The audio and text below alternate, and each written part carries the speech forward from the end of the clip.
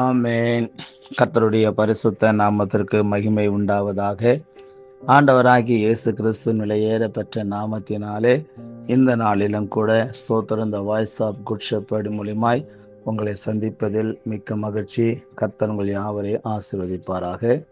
இது லென்த்து காலமாக இருக்கிறபடினாலே ஆண்டவராகிய இயேசு கிறிஸ்து சிலுவையில பேசின 7 வார்த்தைகளை இந்த நாளிலும் நாம் தியானிக்க கர்த்தர் தாமே நமக்கு கிருபை பாராட்டுவாராக.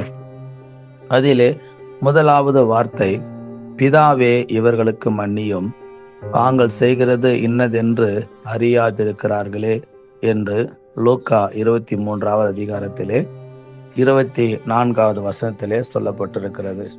ஆண்டவராகிய இயேசு கிறிஸ்துவை போல இந்த உலகத்துல மன்னித்து மறந்து நேசிக்கிற ஒரு தெய்வம் உலகத்தில் நீங்கள் பார்க்க முடியாது. ஏனென்று சொன்னால், தன்னோடு கூட 3 வருடம் இருந்து இயேசு கிறிஸ்துவை காட்டி கொடுத்த ஸ்தோத்திரம், அந்த யூதாச 30 வெள்ளிக்காசுக்கு ஆசைப்பட்டு காட்டி கொடுத்த அந்த ஸ்தோத்திரம் யூதாச மனதார இயேசு கிறிஸ்து மன்னித்ததை நம்ம வேதத்திலே பார்க்கிறோம்.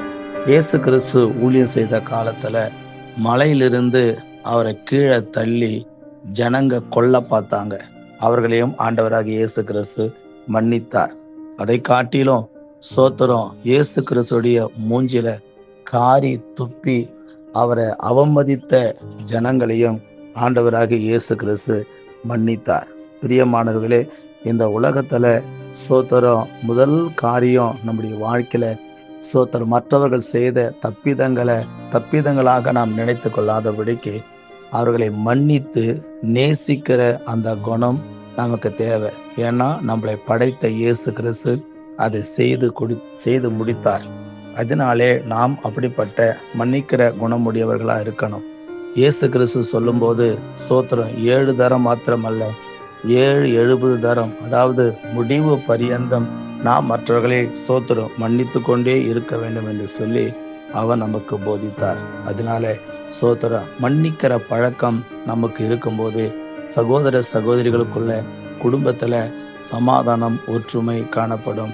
இன்னைக்கு மன்னிக்கிற குணம் இல்லாதனாலதான் கொலை கொள்ளை கற்பழிப்பு வழிப்பறி அநேக அசம்பாவிதங்கள் நம் தேசத்துல நடந்து கொண்டு இருக்கிறதை நம்ம பார்க்கிறோம். அதனால மன்னிக்கிற குணத்தை வளர்த்து கொள்ளுங்கள். இது இயேசு கிறிஸ்து நமக்கு சிலுவையில் செய்து முடித்த முதல் வார்த்தையாக இருக்கிறது. 2வது வார்த்தையானது, இன்றைக்கு நீ என்னுடனே கூட பரதேசில் இருப்பாய் என்று லூக்கா 23வது அதிகாரத்துல 43வது வசனத்திலே சொல்லப்பட்டிருக்கிறது. நீ என்னோடு கூட பரதேசத்தில் இருப்பாய் என்று சொன்னார். இயேசு கிறிஸ்துவ சிலுவையில ஆணி அடித்து சோத்திரம் அடிக்கப்பட்ட நிலையில் இருக்கிறார். அந்த இயேசுவோடு கூட சோத்திரம் வலது பக்கத்தில் ஒரு கல்லணையும் இடது ஒரு பக்கத்துல ஒரு கல்லணையும் சோதரன் சிலுவையில் அறைந்திருக்கிறதை பார்க்கிறோம். அதிலே ஒருவன் சொல்கிறான், நீ தேவனானால் கடவுளானால் உன்னையும் ரட்சித்துக் கொள்ளும், என்னையும் ரட்சியும் என்று சொல்லி அந்த கள்ளன் சோத்திரம் ஒரு திமிரான ஒரு காரியத்தை இயேசுவை பார்த்து சோத்திரம் பேசுகிறான். ஆனா இன்னொரு கள்ளனோ, அட பாவி, நாம நியாயப்படி நம்ம கள்ளத்தனம் பண்ணதுனால நாம தண்டிக்கப்பட்டிருக்கிறோம். ஆனா நடுமதியத்துல இந்த இயேசு தொங்கிக்கிட்டு இருக்கிறாரே, சிலுவையில சோத்திரம் ஆணி அடிச்சு அவளை கொல்ல நினைக்கிறாங்களே, இவர் ஒரு பாவமும் செய்யாத ஒரு நீதிமான் பரிசுத்தவான் என்று சொல்லி அந்த இன்னொரு கள்ளன் சோத்திரம் சொல்லி ஆண்டவரிடத்துல பார்க்கிற, ஆண்டவரே உங்களுடைய ராஜ்யத்துல சோதரி என்ன கொண்டு நினைச்சிங்கப்பான்னு சொல்லிட்டு அந்த சிலுவையில தொங்கி கொண்டிருக்கிற அந்த நேரத்திலையும் கூட இயேசு பார்த்து கெஞ்சி கேட்கிறான். இப்போ இயேசு கிறிஸ்து பல பாடுகளுக்குள்ளாகப்பட்டு அவரே ரத்தம் சிந்தி கொண்டிருக்கிறாரு. இப்போ அந்த கல்லனை பார்த்து சொன்னாரு, இன்னைக்கு என்னோடு கூட பரதேசில் இருப்பா என்று சொல்லி. பிரியமானவர்களே, அநேக நேரத்துல நாம காயப்பட்டு இருப்போம், நாம வேதனையில் இருப்போம். ஆனா இன்னொருத்தர் வந்து நம்ம கிட்ட சோத்திர ஒரு உதவி ஒரு காரியம் கேட்கும்போது நம்ம காயத்தையும் நம்ம கண்ணீரையும் நம்ம அதை பொருட்படுத்தி கொள்ளாம அடுத்தவங்களுக்கு உதவி செய்கிற அந்த இருதயம் நமக்கு தேவை. ஏன்னா இயேசு கிறிஸ்து இது செஞ்சு முடிச்சாரு. 3வதாக ஒரு வார்த்தை, ஸ்திரியே அதோ உன் மகன், சோதரி என்று சொல்லி அதோ உன் தாய் என்று சொல்லி யோவானை பார்த்து, அதாவது இயேசு கிறிஸ்து இதுவரை ஸ்தோத்திரம் இயேசுவினுடைய தாயாரையும் தகப்பனாரையும் அவ்வளோ அன்பாக பார்த்து கொண்டிருந்தாரு. இனி என்னால் அந்த வேலை செய்ய முடியாது, இனி நான் பிதாவின் சித்தத்தை செய்ய போகிறேன், அதனால என்னை பெத்த தாய் சோத்திரம் என் கூட இருக்கிற இருக்கிறவர்களை நான் இனி பார்த்துக்க முடியாது. அதனால இந்த தாய் கடைசி மூச்சு வர அன்பா இருந்த சீசனை பார்த்து தான் சொன்னாரு, நீ இனி என்ன பண்ணணும், பராமரிக்கணும் அந்த தாயை. வேதம் சொல்லுது இல்லையா, உன் வாழ்நாள் நீடித்திருப்பதற்கும் நீ நன்றாயிருப்பதற்கும் உன் தாயும் தகப்பனையும் கனம் பண்ணுவாயாக என்று இயேசு சொன்னார் இல்லையா. அதே போல இன்னைக்கு அருமையான தேவ பிள்ளைகளே, இந்த வேலையிலும் கூட நம்முடைய வாழ்க்கையில நாம் அறிந்து கொள்ள வேண்டிய ஒரு விஷயம் என்னன்னா, கடைசி நேரத்துல கூட அந்த இயேசு கிறிஸ்து தன்னுடைய பொறுப்பை தான் பார்த்த பொறுப்பை யோவானிடத்துல என்ன பண்றாரு, ஒப்படைக்கிறார். இயேசு கிறிஸ்துவுக்கு சகோதரர்கள் சகோதரிகள் இருந்தார்கள் என்று கூட வேதம் சொல்லுது. ஆனாலும் அன்பா இருக்கிற சீசனை பார்த்து அந்த பொறுப்பை என்ன பண்றாரு, ஒப்படைக்கிறார். அதனால கடைசி மூச்சு வர நம்முடைய வாழ்க்கையில சோதரனுடைய தாயையும் தகப்பனையும் கனம் பண்ணி ஆதரவு செய்து நம்ம வளர்க்க வேண்டும். 4வது ஒரு வார்த்தை சொல்லப்பட்டிருக்குது, என் தேவனே என் தேவனே ஏன் என்னை கைவிட்டீர் என்று சொல்லி. மத்தேயு சுவிசேஷ புஸ்தகம் 27வது அதிகாரத்துல 40வது வசனம் சொல்லப்பட்டிருக்கிறது. என் தேவனே ஏன் என்னை கைவிட்டீர் என்று சொல்லி 9ஆம் மணி நேரத்தில் என்று சொல்லப்பட்டிருக்கிறது. பிரியமானவர்களே, இந்த கடைசி நேரத்துல ஆண்டவரை பார்த்து சொல்ல, ஏன் என்னை கைவிட்டீர் என்று சொல்லி. பிரியமான இயேசு கிறிஸ்து நம்மளை கைவிடுகிற தேவன் அல்ல, பிதா நம்மளை கைவிடுகிற தேவன் அல்ல. எல்லா மனுக்குலத்தினுடைய பாவங்கள் இயேசு கிறிஸ்துவனுடைய வந்ததுனால, அவர் எல்லா மனுக்குலத்தின் பாவத்தை அவர் ஏற்றுக்கொண்டதுனால, பாவத்தை பாராத சுத்த கண்ணன் இதுவரை பிதாவாகிய தேவன் இயேசுவோடு இருந்தவர் அந்த நேரத்துல கைவிடுகிற ஒரு சூழ்நிலை. ஏன் என்று சொன்னால், எல்லாருடைய பாவமும் இயேசு கிறிஸ்துவினால் இருந்ததனால் கைவிடப்படுகிற ஒரு சூழ்நிலை காணப்பட்டது. 5வதாக ஒரு வார்த்தை சொல்லப்பட்டிருக்கிறது, தாகமா இருக்கிறேன் என்று சொல்லி. யோவான் 19ஆம் அதிகாரம் 28வது வசனம் சொல்கிறது, தாகமா இருக்கிறேன். இயேசு கிறிஸ்து அவர் சிலுவையில் தொங்கிக் கொண்டிருக்க போது தாகமாயிருக்கிறேன் என்று சொன்ன போது அநேகர் கடற்காலானை, அதாவது காடி நிறைந்த கசப்பு நிறைந்த அந்த தண்ணீரை அவங்களுக்கு என்ன பண்ணாங்க, குடிக்க கொடுத்தாங்க. அதையும் கூட அவர் ருசி பார்த்து என்ன பண்ணாரு, குடித்தார். இயேசு கிறிஸ்து தாகமா இருக்கிறேன் என்று சொன்னார். தாகமா இருப்பது என்று சொன்னால் என்ன, இந்த உலகத்துல இயேசு படாத பாடுகள் கொஞ்சம் நெஞ்சம் கிடையாது, எல்லா பாடுகளும் பட்டாரு.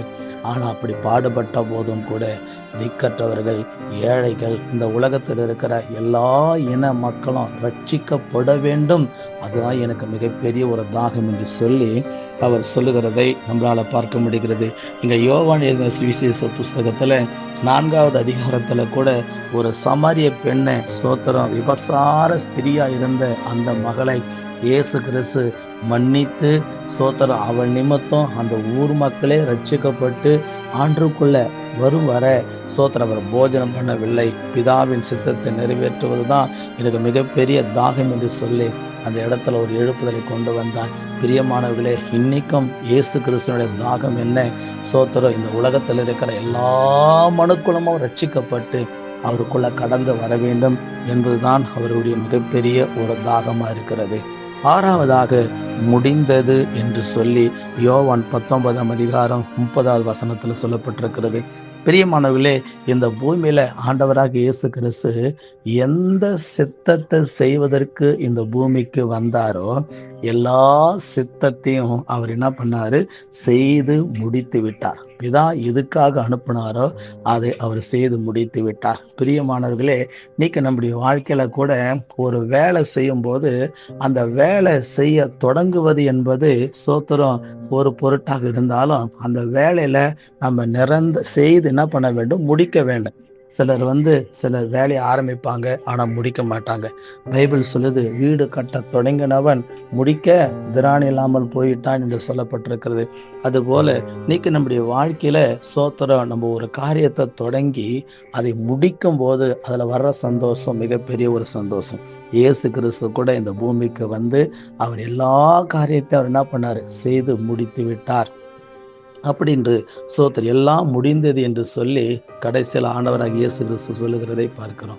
ஏழாவதாக சோத்திரம், பிதாவே உம்முடைய கைகளில் என் ஆவியை ஒப்புவிக்கிறேன் என்று சொல்லப்பட்டிருக்கிறது. பிரியமானவர்களே, பிதா எதுக்கு இந்த பூமிக்கு இயேசுவை அனுப்பினாரோ அதை அவர் செஞ்சு எல்லாத்தையும் முடிச்சிட்டேன், இதை நான் இனி உங்கள்கிட்ட என்னை ஒப்பு கொடுக்கிறேன் என்று சொல்லி ஆண்டவராக இயேசு கிறிஸ்து சொல்லுகிறத நம்மளால பார்க்க முடிகிறது.